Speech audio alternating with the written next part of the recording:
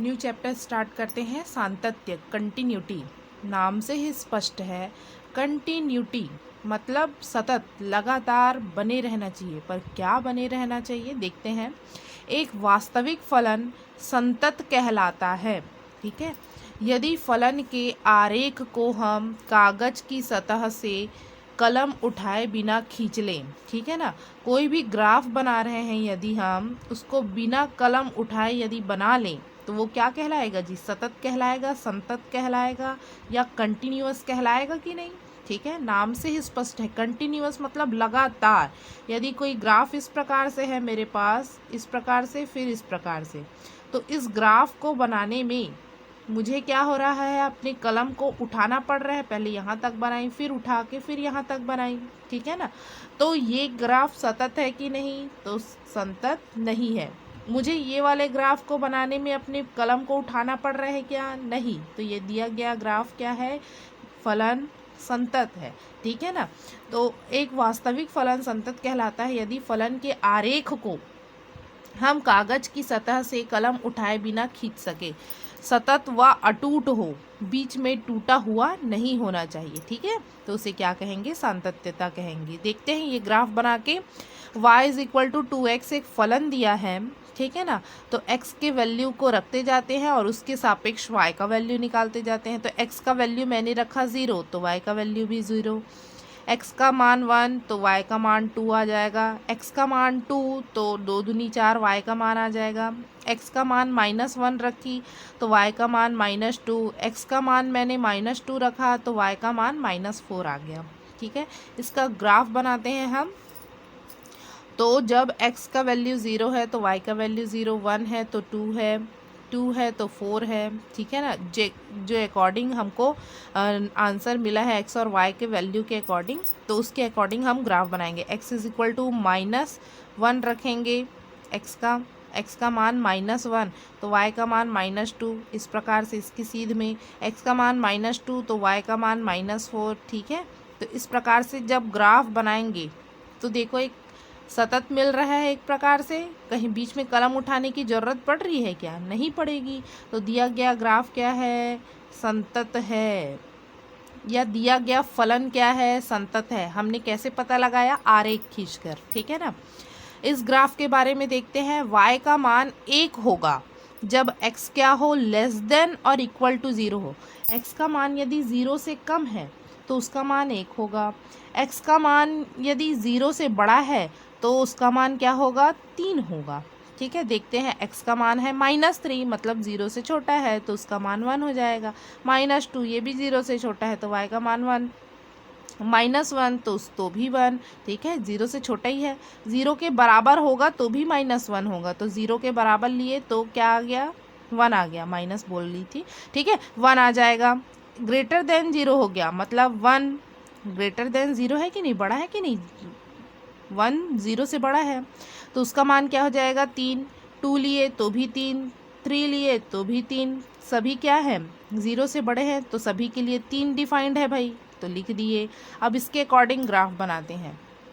x का मान -3 तो y का मान 1, -2 में भी 1, -1 में भी 1, 0 में भी 1 है कि नहीं? तो यहाँ आ गया। अब 1 में क्या आ गया? 1 से 3 स्टार्ट हो गया, यहाँ से स्टार्ट हो जाएगा। परंतु ये जो है, यहाँ देखो मैंने ओपन रखा हुआ है, ये बिंदु नहीं है ना, ठीक है, यहाँ से स्टार्ट है। परंतु ग्राफ इस प्रकार से सीधा बनाएंगे, यहीं से स्टार्ट करेंगे, तो इसलिए यहाँ से स्टार्ट नहीं है, ये दर्शा रहा है, ये इस प्रकार से खुला है जो, ठीक है, ओपन ब्रैकेट है, ये दर्शा रहा है कि ये बिंदु नहीं लिए हैं हमने, ठीक है, यहाँ से स्टार्ट हुआ है।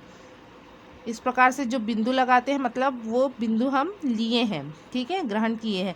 और ये ओपन है मतलब ये वाला पॉइंट हमारे पास नहीं है, ठीक है। तो 1 पे आ गया 3, 2 पे भी 3, 3 पे भी 3, ठीक है ना।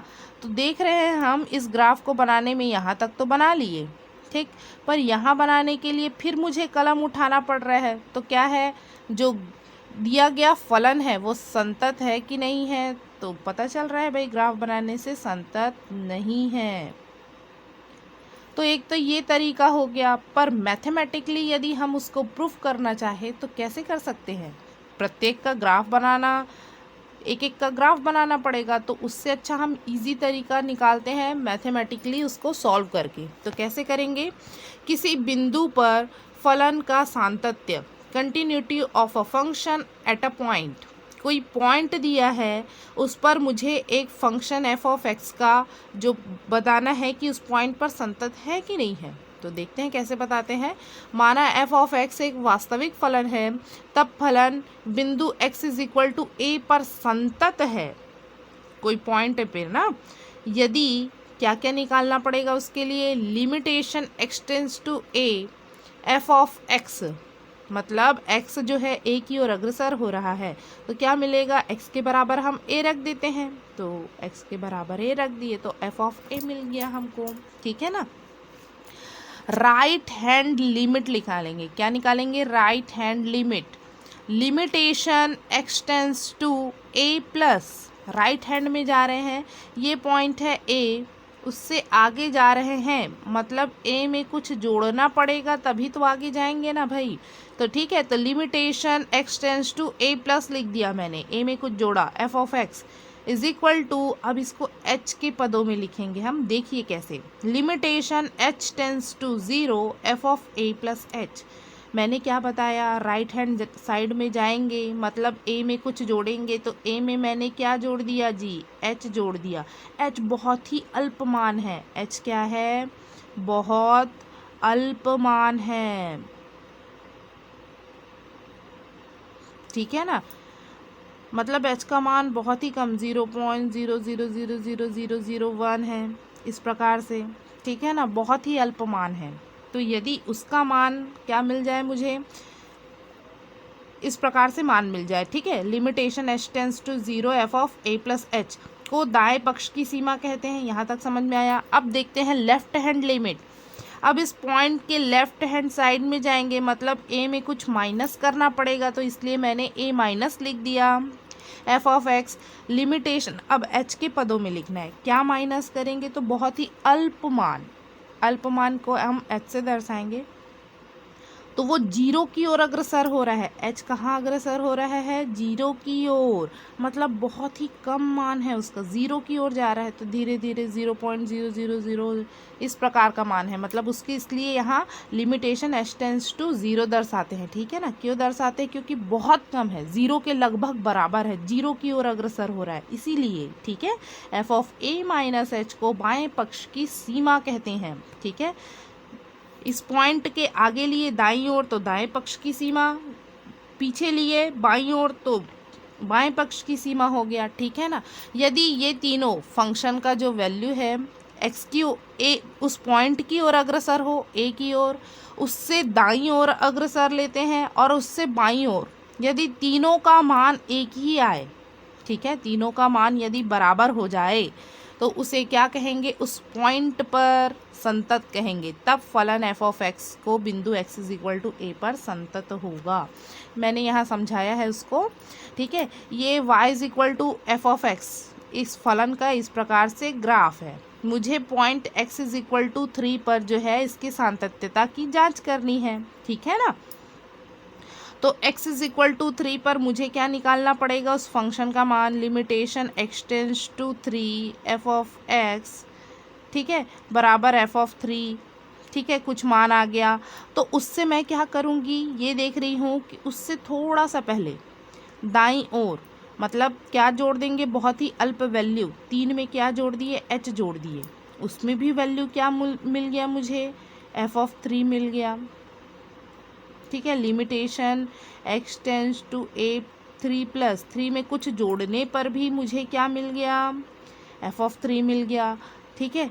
यहाँ पर वैल्यू है f ऑफ 3, ठीक है, यहाँ पर x इस पॉइंट पर भी वैल्यू क्या है, f ऑफ 3, एकदम अल्प मान जोड़े हैं ना, ठीक है, और अब अल्प मान घटा भी दिए, limitation x tends to 3 minus, बहुत ही कम मान घटा है, उसका मान भी f ऑफ 3 आ रहा है, ठीक है, f ऑफ 3 ही आया। तो देखो मुझे इस ग्राफ को बनाने के लिए पेन को उठाने की ज़रूरत है क्या, देखो तीनों बराबर है, तो इस प्रकार से देखो उसके आगे एक वैल्यू देखते हैं और उस पॉइंट के पीछे एक वैल्यू, यदि तीनों में बराबर आएगा तो देखो ग्राफ बनाने में मुझे कोई कठिनाई होगी, पेन उठाना पड़ेगा? नहीं उठाना पड़ेगा। इसीलिए जो इस प्रकार से वैल्यू देखते हैं उस पॉइंट पर देखते हैं, उसके दाईं ओर देखते हैं और उसकी बाईं ओर पॉइंट पर देखते हैं, ठीक है। और उस पॉइंट पर यदि तीनों का मान समान आ गया तो देखो ग्राफ बनाने में मुझे पेन उठाना नहीं पड़ रहा है, मतलब मैं कह सकती हूँ वो पॉइंट पर क्या है जी, संतत है। समझ में आया सभी को कि क्यों हम लोग राइट हैंड लिमिट लिए, लेफ्ट हैंड लिमिट लिए और उस पॉइंट पर देखे फंक्शन का मान, ठीक है। क्योंकि यदि तीनों का मान सेम आ गया तो मुझे पेन उठाने की ज़रूरत नहीं है या कलम उठाने की ज़रूरत नहीं है ग्राफ बनाने के लिए, मतलब हम कह सकते हैं कि वो क्या है, संतत है। ये मैथमेटिकली हमको प्रूफ करना आ गया, ठीक है ना। अब देखते हैं अंतराल में, उस पॉइंट पर देख लिए, अब अंतराल में देखेंगे तो माना बंद अंतराल close interval of a b में परिभाषित कोई वास्तविक फलन एफ ऑफ एक्स है, तब फलन को दत्त अंतराल में भी संतत कहेंगे। इस अंतराल में संतत कब कहेंगे? यदि वह ओपन इंटरवल में, ये तो क्लोज इंटरवल है, ओपन इंटरवल मतलब इस पॉइंट को छोड़कर जितने भी पॉइंट है उसके प्रत्येक बिंदु पर संतत हो। क्लोज मतलब समझते हो ना, इस पॉइंट को भी लेना है और इस पॉइंट को भी लेना है। तो सबसे पहले हमको ये प्रूफ करना पड़ेगा कि ओपन इंटरवल में भी संतत है और x is equal to a तथा x is equal to b पर भी संतत है, ठीक है ना। x is equal to a पर संतत के लिए क्या दर्शाना पड़ेगा? a में कुछ जोड़ना पड़ेगा, ठीक है। x limitation x tends to a plus f of x बराबर एफ ऑफ ए। इसी प्रकार लिमिटेशन x टेंस x बराबर देखना, x is equal to b पर देखना पड़ेगा। तो limitation x tends to b minus f of x बराबर एफ ऑफ बी, ठीक है। मैंने a में प्लस क्यों किया है और b में माइनस क्यों किया है ये ग्राफ से मैं समझाती हूँ। ये फंक्शन है y is equal to f of x, ठीक है ना। क्या दिया है हमको? क्लोज इंटरवल ए बी दिया है। तो ओपन इंटरवल में भी क्या होना चाहिए? संतत होना चाहिए। मतलब इस पॉइंट और इस पॉइंट को छोड़कर सारे पॉइंट में हमको क्या मिलना चाहिए? एक ही मान मिलना चाहिए, संतत मिलना चाहिए, ठीक है ना। और क्या मिलना चाहिए? उस पॉइंट पर भी देखना पड़ेगा। क्लोज मतलब ए और बी को भी लेना है। तो ए में क्या करूँगी मैं? आगे बढ़ जाऊँगी तो वो तो इंटरवल से बाहर आ जाएगा, सॉरी पीछे चली जाऊंगी तो ए में यदि मैं माइनस करूंगी तो इंटरवल से बाहर आ जाएगा, क्योंकि ए तक के ही इंटरवल, इसलिए मैंने ए में कुछ जोड़ा है, ए प्लस लिया है, ठीक है। और बी में यदि मैं कुछ जोड़ूँ, बी प्लस करूँ तो ये इंटरवल से बाहर हो जा रहा है, इसलिए मैंने बी माइनस किया है, ठीक है ना। यहाँ देखिए ए में कुछ प्लस किए हैं क्योंकि आगे बढ़ना है, यदि पीछे हो गए तो क्या हो जाएगा? इंटरवल से बाहर। बी में माइनस किए हैं क्योंकि प्लस करेंगे तो इंटरवल से बाहर हो जाएगा, इसीलिए, ठीक है ना। तो इस प्रकार से हमको करना है। अब देखते हैं असांतत्य के प्रकार। ये क्वेश्चन इंटरवल वाला नहीं आता है, हमको केवल पॉइंट वाला क्वेश्चन ही करना है, ठीक है, पर फिर भी जानना आवश्यक था। विस्थापनीय असांतत्य, पहला प्रकार है विस्थापनीय।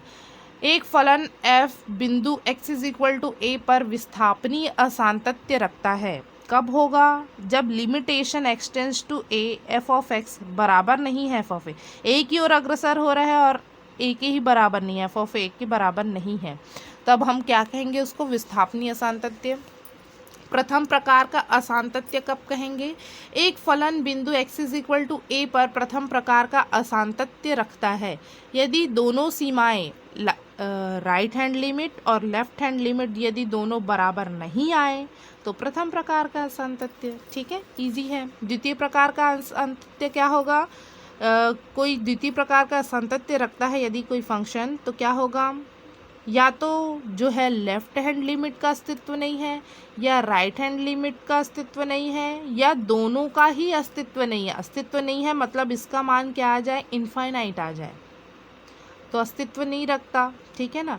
तो यदि इसका मान इनफाइनाइट, इसका मान या दोनों का मान इनफाइनाइट आ जाए तो उसे क्या कहेंगे? द्वितीय प्रकार का असांतत्य कहेंगे, ठीक है।